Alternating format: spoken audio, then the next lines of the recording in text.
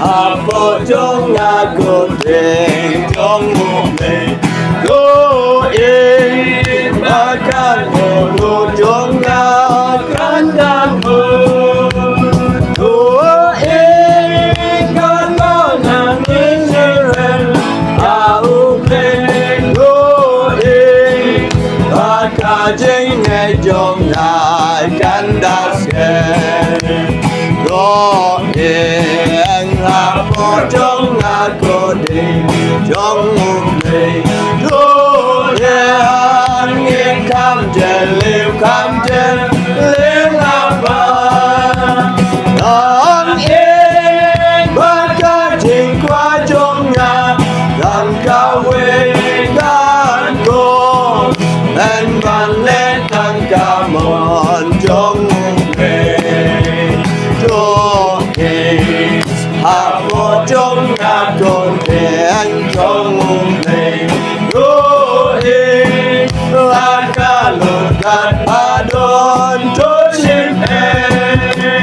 cô yên bất cả mình trên trong nhà đàn đã yên tan nhau yên tiền trái của trà nhau về cô yên Apo trong nhà cô đền trong một mình trên đường quay cả mình xin thuốc ai bán ăn xin đàn thế con tiếng của nhà mà cô nhà ôm lên Apo yang theo tên nát ra kẻ chính ai ya rap em chênh ya rap cho mình ăn ya hà mê đợt chênh tên em là rap ya nga a tra ya rap ya nga a tra ya rap ya nga a tra và nhà yo em ba đây là ya nga a trai na ma jonga o breu barem ya la ke kle ne la pendem ya nga ujong to belong tem ya nga a trai ya nga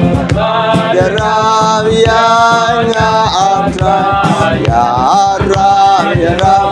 ya nga a trai ba nhà yo em ba đây là ya nga a trai en đây ya ca đã xuống ngâm la ôn sen ngân trong ngô bàn lệ ba a tra ya ram ma me ya nga ya a tra ya ram ya nga a tra ya ram ya nga a tra ba ngàn yo em ba đây là ya nga a trai asla cha chong ne ngai yai jem snake do what ben slam and em ya uvarem ya nga a trai ya nga a trai ya